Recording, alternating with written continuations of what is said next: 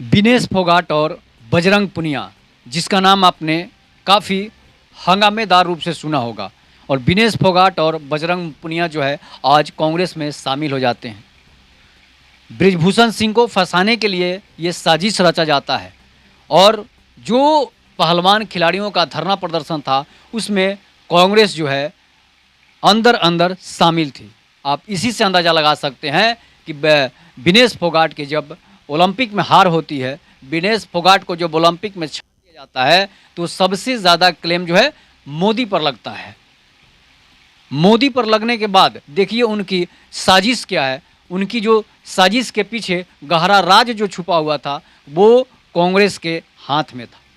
और वही कांग्रेस मोदी को ही बदनाम करना चाहती थी। किसके थ्रू? तो विनेश फोगाट के थ्रू। वही कांग्रेस जो है बृजभूषण सिंह के खिलाफ जो है खड़ा किया। किसको खड़ा किया? विनेश फोगाट को खड़ा किया, बजरंग पुनिया को खड़ा किया, साक्षी मलिक को खड़ा किया। और ये जाट लॉबी जो है पूरे देश को बदनाम करने की फिराक में है। और देख लीजिए किस तरह से कांग्रेस जो है जाट समाज को बदनाम करने के लिए बजरंग पुनिया, विनेश फोगाट और साक्षी मलिक को आगे रखकर उसे मोहरा बनाकर कांग्रेस ने जो है उसे मोहरा बनाकर आगे कर दिया, ताकि जो है बीजेपी के बड़े बड़े नेताओं को बदनाम किया जा सके।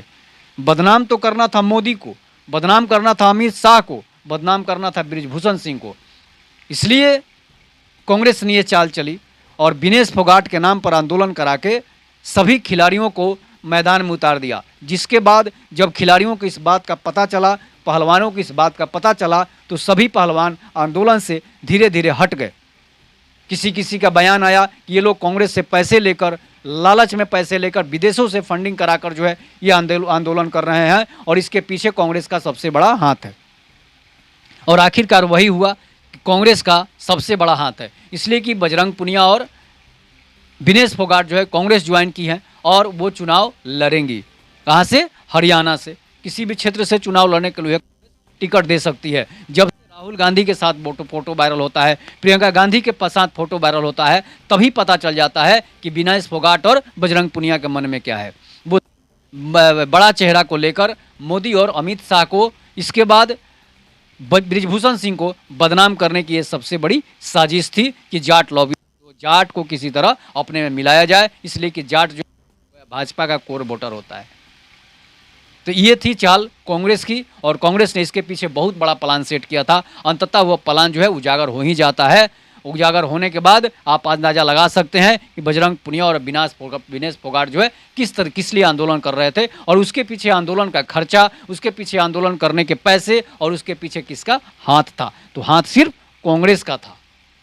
ये हाथ जो है देश को बर्बाद हाथों में ले जाना चाहती है। ये हाथ जो है देश को बर्बाद करने के लिए सिर्फ आगे आती है, बचाने के लिए आगे ना कभी आई है ना कभी आएगी। चाहे वो लाल बहादुर शास्त्री का मामला हो, चाहे वो माधवराव सिंधिया का मामला हो, चाहे वो सरदार पटेल का मामला हो, चाहे और बहुत सारे ऐसे नेता थे जिनको कांग्रेस ने आ गया और वही हाथ फिर से जो है पहलवान खिलाड़ियों पर पड़ा और वो खिलाड़ी खत्म हो गए। विनेश फोगाट छट गई, बजरंग पुनिया हार गए। तो ऐसे ऐसे देश में साजिश चल रहे हैं सिर्फ और सिर्फ बीजेपी के खिलाफ, बीजेपी के नेताओं के खिलाफ। इस पर आप अपनी प्रतिक्रिया जरूर दीजिएगा। तब तक के नमस्कार, जय हिंद, जय भारत, जय श्री राम। काट दे, काट।